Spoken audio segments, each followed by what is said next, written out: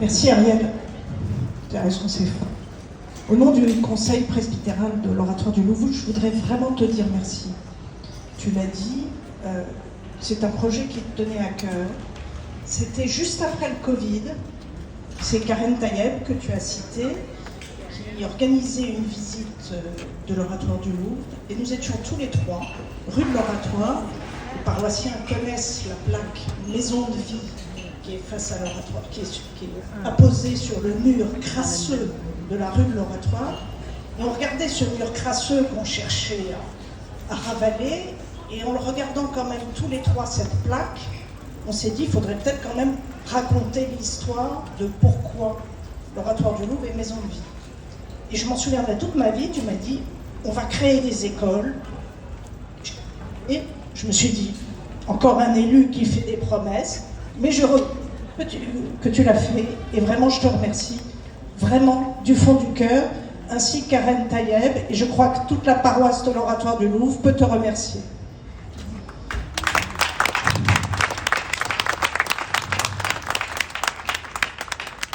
Un autre remerciement, tu l'as dit rapidement aux historiens, tu as cité la SHPF, tu as cité Patrick Cabanel, je citerai Anne Nelson, journaliste américaine qui était avec nous il y a 15 jours, qui a écrit un livre absolument formidable de témoignages de toutes ces opérations de sauvetage d'enfants juifs en 1943 et tout ce qui a suivi derrière, parce qu'il a fallu nourrir ces enfants jusqu'à la...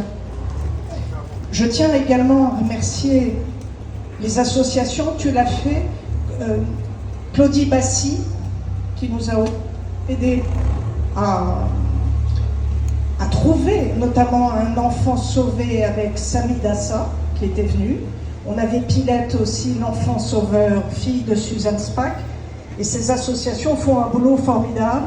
Nous avons aussi Madame Lubeck, qui est membre et qui travaille avec les enfants des deux écoles pour justement transmettre... Il y a un problème de batterie. Il faut aussi remercier les familles. Tu ne l'as pas dit et je te remercie, tu n'as pas utilisé le terme « devoir de mes mémoires ». Simone Veil, comme tu le sais, détestait le terme « devoir de mémoire », disait « nous avons un besoin de mémoire, mais un devoir de transmission ». Claude Lanzmann disait exactement la même chose. Il disait « mais en fait, la mémoire, elle doit être spontanée ». Et la mémoire spontanée, ça ne peut venir que de génération en génération, et ça se transmet de famille en famille. Et donc, c'est vraiment important d'avoir les familles parmi nous. Elles nous ont aussi énormément aidés. Anne Nelson a fait le boulot avec les familles. Aussi, Anne Vergara a republié, qui a réussi à publier le livre de Sylvain, Les chemins de l'aube. Sylvain, fils de Paul et Marcel Vergara, qui a été déporté également. Donc ça, c'est un travail de mémoire qui est absolument fondamental et sur lequel nous, élus ou responsables d'associations, nous pouvons travailler.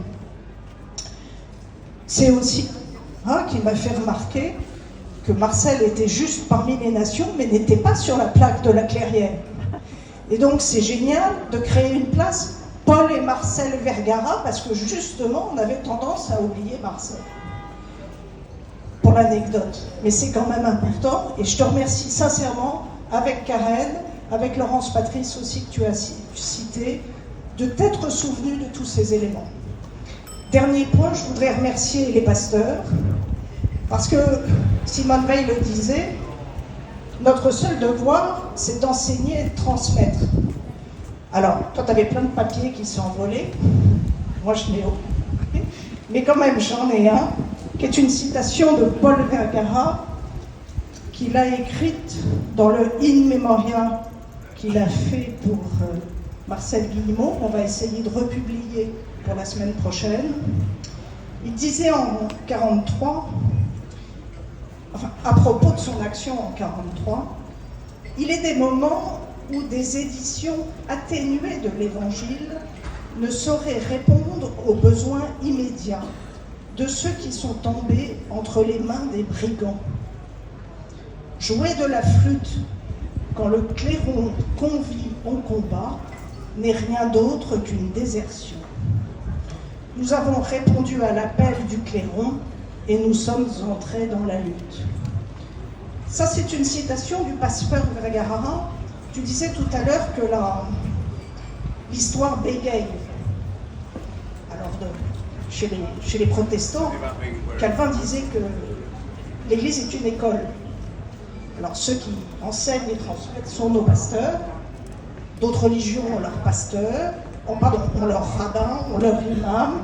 Je pense au coup de gueule récent du rabbin Delphine Orvilleur sur la défaillance morale.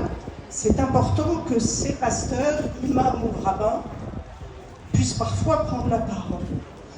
Et donc je rendrai hommage à notre pasteur aujourd'hui, puisque l'histoire bégaye, et je citerai une de ses prédications récentes qui s'appelait « Vivre en apôtre ». N'est-il pas temps de vivre en apôtre et de poser ainsi les actes que l'espérance nous commande de faire, même quand il semble désespéré, même quand le plus grand nombre nous suggère que tout cela est vain? Non, ce n'est pas vain, et vous êtes nombreux aujourd'hui à en témoigner par votre présence. Un grand merci à vous, à tous, pour tout ce que vous avez réussi à faire. Merci infiniment.